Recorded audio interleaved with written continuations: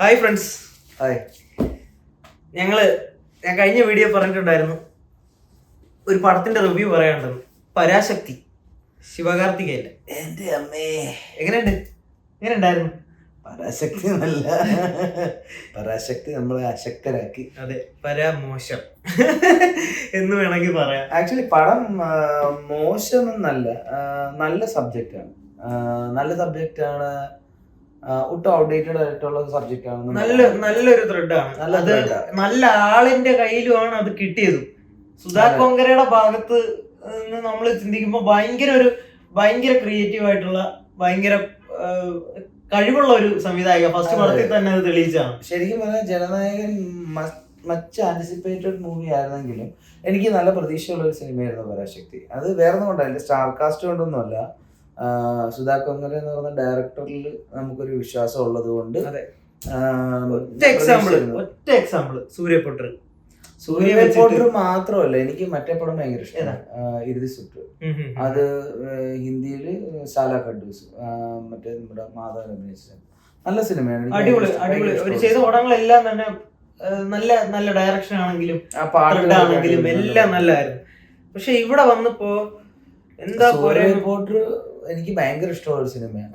അത് OTT release ആയിരുന്നു, പക്ഷെ അത് തിയേറ്റർ റിലീസ് ആയിരുന്നെങ്കിൽ നല്ല വിജയിക്കുന്ന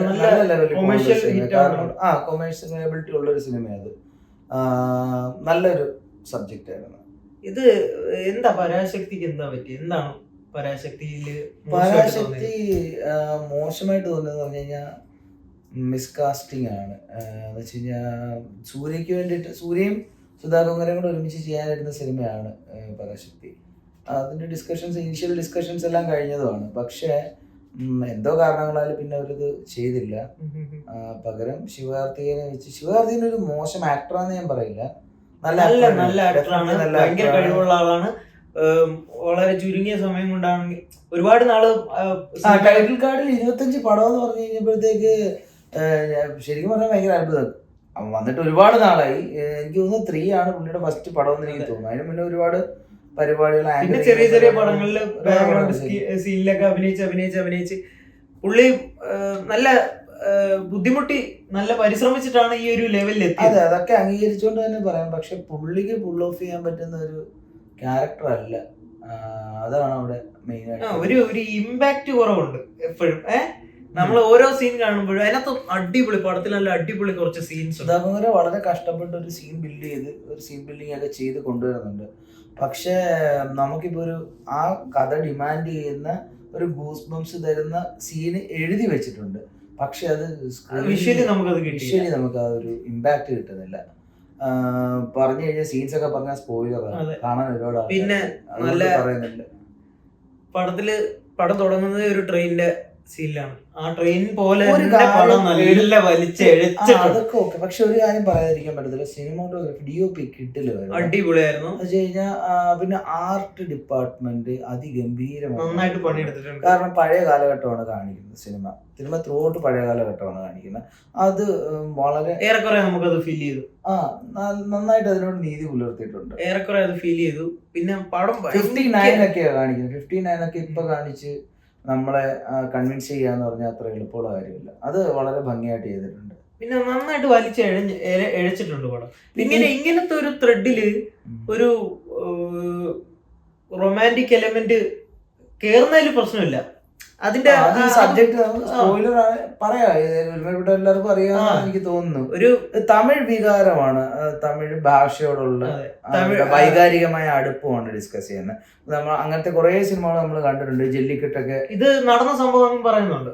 അതെ, ബേസ്ഡ് ഓൺ ട്രൂ ഇവന്റ്സ് എന്നാണ് പറയുന്നത്. അപ്പം ആ സബ്ജക്ട് വളരെ നല്ലൊരു സബ്ജക്റ്റാണ്. നമുക്ക് തുടക്കത്തിൽ നമുക്ക് പടം കണ്ടു തുടങ്ങുമ്പോൾ ഇതൊക്കെ ഡിസ്കസ് ചെയ്യപ്പെടേണ്ട അത്ര വിഷയങ്ങളാണോ നമുക്ക് തോന്നും. പക്ഷെ ശരിക്കും അഡ്രസ് ചെയ്യപ്പെടേണ്ട വിഷയങ്ങളാണ്. നമുക്ക് മനസ്സിലാവും. പിന്നെ മറ്റുള്ള ആൾക്കാരെ അപേക്ഷിച്ച് തമിഴ് വികാരം ഭയങ്കരമായിട്ട് കൂടുതലുള്ള ആൾക്കാരാണ് തമിഴ്.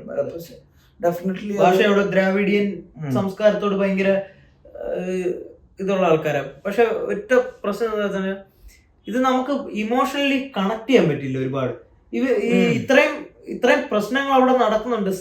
സീൻ ബൈ സീൻ ആ പ്രശ്നങ്ങൾ അവിടെ കാണിക്കുന്നുണ്ട്. പക്ഷെ അത് നമുക്ക് ഇമോഷണലി നമ്മളൊന്നും അങ്ങോട്ട് ഹുക്ക് ചെയ്യുന്നില്ല നമ്മൾ തിയേറ്ററിൽ ഇരുന്ന് കണ്ടത്. ഞങ്ങൾ രണ്ടുപേര് മാത്രം തിയേറ്ററിൽ ഉണ്ടായിരുന്നുള്ളൂ. ഞങ്ങൾക്ക് രണ്ടുപേർക്ക് വേണ്ടി ഒരു ഷോ തന്നു. പക്ഷെ ഇമോഷണലി നമുക്ക് ഇത്രയും വലിയ ത്രെഡ് അവരത് എടുത്തിട്ട് അത് ചെയ്യുമ്പോൾ നമുക്ക് ഇമോഷണലി ഒരു ശിവാർത്തിയെ ഭയങ്കര ഇമോഷണൽ ആയിട്ട് ചെയ്യുന്ന സീൻസ് നമുക്ക് ആ ഒരു ഇമോഷൻ ഫീൽ ചെയ്യുന്നില്ല. പക്ഷേ എനിക്ക് തീരെ ജയൻ രവി നന്നായിരുന്നു. ആദ്യം തുടക്കം എനിക്ക് ഇഷ്ടപ്പെട്ടില്ല, പക്ഷെ പോകെ ജയൻ രവി അസാധ്യ റോളായിരുന്നു. നമുക്ക് വേണമെങ്കിൽ പറയാം ജയൻ രവിയാണ്.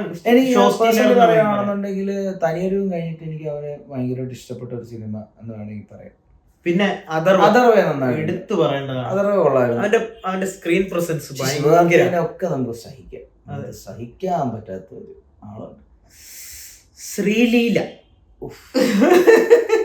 ക്രിഞ്ച് ഫെസ്റ്റ് എന്നൊക്കെ പറഞ്ഞാൽ ക്രിഞ്ച് ഫെസ്റ്റ്. ശ്രീലീല അല്ല, ഇന്ന് മുതൽ ക്രിഞ്ച് ലീല എന്നറിയപ്പെടും. അതെ, ഒരു രക്ഷയില്ല എന്ന് പറഞ്ഞു കഴിഞ്ഞാൽ ക്യൂട്ട്നെസ് ഇടാൻ വേണ്ടി കിടന്ന് കാണിക്കുന്ന വാരി എറിയുന്നു, മെഴുകുന്നു, വാരി എറിയല്ല പൊട്ടക്കത്ത് കൊണ്ട് തട്ടുന്നു.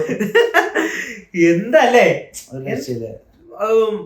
അങ്ങനെയുള്ള ഓവർ ആക്ടിങ് എക്സ്പ്രഷൻസ് പടം ഡിമാൻഡ് ചെയ്യുന്നത്. എനിക്ക് ഇത്രയും അരോചകമായിട്ട് ഫീൽ ചെയ്തിരുന്നത് മറ്റേ രശ്മിക മന്ദനയുടെ പുഷ്പയിലെ പെർഫോമൻസ് ആയിരുന്നു. ഇത് അതിനെയൊക്കെ കടത്തി ഇതെന്താന്ന് വെച്ച് കഴിഞ്ഞാൽ ഈ പടത്തിൽ ഇങ്ങനെ ഒരു ത്രെഡിനകത്ത് ഈ എനിക്ക് തോന്നുന്നു ഈ ഹൈപ്പർ ആക്റ്റീവ് ആണ് കാണിക്കുന്നത്. മാത്രമല്ല ശ്രീലീല നല്ല ഗംഭീര ഡാൻസറാണ്. അപ്പൊ എന്തായാലും ശ്രീലീലയുടെ ഡേറ്റ് കിട്ടിയതല്ലേ, എന്നാ പിന്നെ ഒരു ഡാൻസ് കൊടുത്തേക്കാം. ഭയങ്കര സ്ലോ പേസ് പാട്ടാണ്. ആ പാട്ടിനകത്തില് മറ്റേ സൽസയൊക്കെ കൊടുത്തിരിക്കുന്നു. ചുമ്മാ ഇത് ഒരു റൊമാൻറ്റിക് പാട്ടൊക്കെ ആണെങ്കിൽ നമുക്ക് സഹിക്കാം. കാരണം നമ്മൾ ആ സബ്ജക്റ്റിൽ നിൽക്കുവാണ്. ആ സബ്ജക്ട് നിൽക്കുമ്പോ അതിന്റെ ഇടയിൽ കൂടി ഒരു റൊമാൻറ്റിക് പാട്ട്, ഒരു 10 മിനിറ്റ് കഴിയുമ്പോ അടുത്തൊരു റൊമാൻറ്റിക് പാട്ട് കറക്കല്. ഭയങ്കര ശ്രീലീലയുടെ ഒരു പോർഷൻ ഒട്ടും അക്സെപ്റ്റ് ചെയ്യാനേ പറ്റില്ല. ഭയങ്കര അത് പുള്ളിക്കാരി എന്തൊക്കെയോ കാണിച്ചു കൂട്ടുന്നുണ്ട്. ഈ ക്ലൈമാക്സ് ഒക്കെ നിങ്ങൾ പടം കണ്ടിട്ട് നിങ്ങൾ തന്നെ തീരുമാനിക്കുക. ക്ലൈമാക്സിലൊക്കെ 1-2 സീനുണ്ട്. എന്റെ ക്ലൈമാക്സിൽ ഒരു പെർഫോമൻസ് ഉണ്ട് ശ്രീലീലയുടെ, നാഷണൽ അവാർഡ് വിന്നിംഗ് പെർഫോമൻസ്. അതെ ഭയങ്കര ഒരു ഗദ്ഗതത്തോടെ അതൊക്കെ കാണണം. സങ്കടം സഹിക്ക വയ്യാതെ റാണയൊന്നും ആ റോളിൽ കാസ്റ്റ് ചെയ്യേണ്ട ആവശ്യമില്ല. റാണയ്ക്കൊന്നും ചെയ്യാനുള്ള ഒരു സാധനം ഇല്ല. ഇനിയിപ്പോ സസ്പെൻസ് ഒന്നും ഇല്ല, മറ്റേ ആളുടെ കൂടി പറഞ്ഞേക്കല്ലേ. എന്റെ പൊന്നു മോനെ, സസ്പെൻസ് ഒന്നും പറയാൻ പറ്റത്തില്ല. അതിപ്പോ ഒരുവിധ ആൾക്കാരെല്ലാം അറിഞ്ഞിട്ടുണ്ടാവും. നമ്മുടെ ബേസിൽ ജോസഫ് ഉണ്ട്. റോള് ഡിഫൈൻ ചെയ്യണ്ട. റിലീസ് ആയതുള്ളൂ, അതുകൊണ്ട് പറയുന്നില്ല. സത്യം പറഞ്ഞാൽ ഇത് വേറെ ആരെങ്കിലും ചെയ്തെങ്കിൽ രോമാഞ്ചം വരേണ്ട ഒരു സീനാണ്. അതെ, നമുക്ക് സത്യം പറഞ്ഞ ബേസിലിനെ കണ്ടിട്ട് ചിരിയാണ്. അത് ബേസിലിന്റെ കുഴപ്പമല്ല. ബേസിൽ അങ്ങനത്തെ ഉള്ള റോളുകൾ ചെയ്ത് നമ്മളെ മനസ്സിൽ അങ്ങനെ ഒരു ക്യാരക്ടർ ആണ് ബേസിൽ. ഇതിനകത്തൊരു വേണ്ട അത് ഞങ്ങൾ പറയുന്നില്ല അല്ലേ. പടം കാണുക, നിങ്ങൾ അറിയാതെ ചിരിച്ചു. പുള്ളിയെ കാണുമ്പോ നിങ്ങൾ അറിയാതെ ചിരിച്ചു. ഒരു രക്ഷയില്ല. അത് പറഞ്ഞ പടത്തിന്റെ മൊത്തം കാസ്റ്റിംഗ് ഭയങ്കര മോശമായിരുന്നു. ശ്രീലീല ഒന്നും ആ ഒരു റോളിൽ കാസ്റ്റ് ചെയ്യേണ്ട ഒരു ആവശ്യമില്ല. ഒന്നാമത്തെ കാര്യം അത്ര റേഞ്ച് ഉള്ള ഒരു നടിയല്ല ശ്രീലീല. ശ്രീലീല ഒരു ഗുഡ് ഡാൻസർ ആണ്, മോശം നടിയെന്നല്ല. അപർണ ബാലമുരളി അവരൊക്കെ ആയിരുന്നെങ്കിൽ എനിക്ക് തോന്നുന്നു കുറച്ചും കൂടിയൊക്കെ വൃത്തിയായിട്ട് ചെയ്തേനെ. പക്ഷെ അപർണ ബാലമുരളി പറയുന്ന പോലെ ശിവാർത്തിയനായിട്ട് അത്ര ഓക്കെ ആവാൻ ചാൻസ് ഇല്ല. അതുകൊണ്ടായിരിക്കും ഇവിടെ കാസ്റ്റ് ചെയ്യുന്നത്. പക്ഷെ പ്രശ്നം എന്താന്ന് വെച്ച് കഴിഞ്ഞാല് ആ റോളിനോട് ഒട്ടും നീതി പുലർത്താൻ പറ്റുന്നില്ല. നമുക്ക് ആ കാണിക്കുന്ന കാട്ടായങ്ങളെല്ലാം ഭയങ്കര ക്രിഞ്ച് ഫെസ്റ്റ് ആണ്. ക്രിഞ്ചിന്റെ ഒരു ഓണാഘോഷം തന്നെ അവിടെ ഉണ്ട്. പിന്നെ പടത്തെ പറ്റി പറയാനാണെന്നുണ്ടെങ്കിൽ വിഷ്വൽസ് എല്ലാം അടിപൊളിയാണ്. മ്യൂസിക്കും വലിയ ഇമ്പാക്ട് തന്നില്ലെങ്കിലും കുഴപ്പമില്ല എന്ന് പറയാം. സൂര്യപുത്രന്റെ ഒക്കെ ഒരു മ്യൂസിക്കൽ എലിവേഷൻ ഒക്കെ ഉണ്ട്, അതൊന്നും ഇതിലില്ല. അങ്ങനെ ഒരു സംഭവമൊന്നുമില്ല. ചില സീനിലൊക്കെ ബാക്ക്ഗ്രൗണ്ട് സ്കോർ ചിലത് കൊള്ളാം. 1-2 സ്ഥലത്തെ ഒട്ടും ഇഷ്ടപ്പെട്ടില്ല. പാട്ടൊക്കെ വരെ മോശമാണ്. പിന്നെ ആരായിരുന്നു പടത്തിൽ അഭിനയിച്ചത്? പിന്നെ ഇവരൊക്കെ തന്നെയാണ് മെയിൻ ആയിട്ടുള്ളത്. പിന്നെ വലിയ ക്യാരക്ടേഴ്സ് ഒന്നും. പക്ഷെ എനിക്ക് ഭയങ്കരമായിട്ട് ഏറ്റവും ഇഷ്ടപ്പെട്ട അഥർവയാണ് കേട്ടോ. അഥർവയുടെ റോൾ എനിക്ക് ഭയങ്കര സ്ക്രീൻ പ്രസൻസ് ചെയ്തിട്ടുണ്ട്. ത്രൂ ഔട്ട് നന്നായിട്ട് ചെയ്തിട്ടുണ്ട്. പക്ഷെ എന്നാലും ഡിസപ്പോയിന്റഡ് ആണ്. അതെ, ഇങ്ങനെ ഞങ്ങളൊരു വലിയ ഇങ്ങനെ ഒരു ബഡ്ജറ്റ് സുധാ കൊങ്കര, ശിവകാർത്തികേയൻ എന്നൊക്കെ പ്രതീക്ഷിച്ചപ്പോ ഞങ്ങള് കുറച്ചുകൂടിയൊക്കെ എക്സ്പെക്ടേഷൻ ഉണ്ടായിരുന്നു ഞങ്ങൾക്ക്. പക്ഷെ തിയേറ്ററിൽ പോയിട്ട് വന്നപ്പോഴത്തേക്കും ഇത് ജനനായകന്റെ കൂടെ ഒന്ന് ഇറങ്ങാൻ എങ്കിൽ 10 ടിക്കറ്റ് പോലും കിട്ടത്തില്ല. തകർന്നടിഞ്ഞേന്. ഇപ്പൊ തന്നെ തമിഴ്നാട്ടിലെ പറയാനേ ഇല്ല. തമിഴ്നാട്ടിലെ ആൾക്കാരുടെ റിവ്യൂസ് ഒക്കെ നോക്കിക്കഴിഞ്ഞാൽ തന്നെ അവര് പോലും ഡിസപ്പോയിന്റഡ് ആണ്. കാരണം അവർക്കൊരു തമിഴ് വികാരം കൊണ്ട് കൊടുക്കേണ്ട സിനിമ ശരിക്കും പറഞ്ഞു. പ്രത്യേകിച്ച് ഒരു ഹേറ്റ് ഈ പടത്തിന്, ഞങ്ങളിത് ഹേറ്റ് കൊണ്ട് പറയുന്നല്ല കേട്ടോ, ഞങ്ങൾ കണ്ട അഭിപ്രായം വെച്ച് പറയുന്നു. പക്ഷെ തമിഴ്നാട്ടിൽ ചിലപ്പോ ഒരു ഹേറ്റ് ക്യാമ്പയിൻ ഈ പടത്തിനെതിരെ നടക്കുന്നുണ്ടാവാം. അതുകൊണ്ടാവാം. കാരണം ഫാൻസ് ഒരുപാട് പ്രതീക്ഷിച്ചിരുന്ന ഒരു പടമാണ് ജനനായകൻ. അപ്പൊ അതിന്റെ റിലീസ് മുടങ്ങി. അപ്പോ ഈ 13-ാം തീയതി റിലീസ് ചെയ്യേണ്ട പടം 10-ാം തീയതി റിലീസ് ചെയ്യുന്നു എന്നൊക്കെ പറയുമ്പോ ഒരു വേറൊരു പടത്തിന് ആ സമയത്ത് റിലീസ് ചെയ്യുന്നു എന്നൊക്കെ പറയുമ്പോ ആൾക്കാർക്ക് വിജയോടുള്ള ഒരു സ്നേഹവും അടുപ്പവും ആ ഒരു ഫാൻസും ഒക്കെ സിനിമയാണ്. ഇത് മറ്റൊരു തരത്തിലുള്ള പൊളിറ്റിക്സ്. അത് വേറെ നേരെ ഓപ്പോസിറ്റ് നിൽക്കുന്ന പാർട്ടിയുടെ അതേ പൊളിറ്റിക്സ് ആണ് അവർ പറയുന്നത്. എന്തായാലും ഭയങ്കര ഡിസപ്പോയിന്റ്മെന്റ് ആയിപ്പോയി. ഇനി അതിന്റെ ക്ഷീണം തീരാൻ വേറെ ഏതെങ്കിലും ഒരു നല്ല പടം കാണണമെന്ന് പറഞ്ഞ് വെയിറ്റ് ചെയ്യുന്നുണ്ട്. ഒരു പടം ഞങ്ങൾ കാണത്തില്ലെന്ന് തീരുമാനിച്ചതാ ഒരു സീൻ ഇൻസ്റ്റാഗ്രാമിൽ കണ്ടപ്പോ. അതെ, പല്ലിയെ പിടിച്ച് കളിക്കുന്ന പോലെ മുതലേ പിടിച്ച് കാലേ വാരി നിലത്തടിക്കുന്ന ഒരു സീനുള്ള ഒരു പടം രാജാ സാർ. പ്രഭാസിനെ വന്നാൽ പോലും കാണാൻ താല്പര്യമില്ല. പ്രഭാസൊക്കെ എന്തിനാണ് ഇങ്ങനെയുള്ള പടത്തിലൊക്കെ പോയി തല വെച്ച് കൊടുക്കുന്നത്? അയാള് ഒന്നും ചെയ്യാതിരുന്നാലും മതി, ആ സ്റ്റാർ അങ്ങനെ നിന്നോളൂ. വേറെ എന്തോ ഒരു പടം ചെയ്തായിരുന്നല്ലോ ഇതുപോലെ തന്നെ ഒരെണ്ണം, ഒരു ഫാന്റസി പടം. മറ്റേ എന്ത് വരുന്നത്, മജീഷ്യനായിട്ട് കണ്ടുള്ളത്. മജീഷ്യൻ അല്ല, എന്റെ പേര് പറഞ്ഞു, രാധേശൻ. അത് തന്നെ. എന്റെ അമ്മേ, കൈനോട്ടക്കാരൻ. അതെന്നെ പടമായിരുന്നു.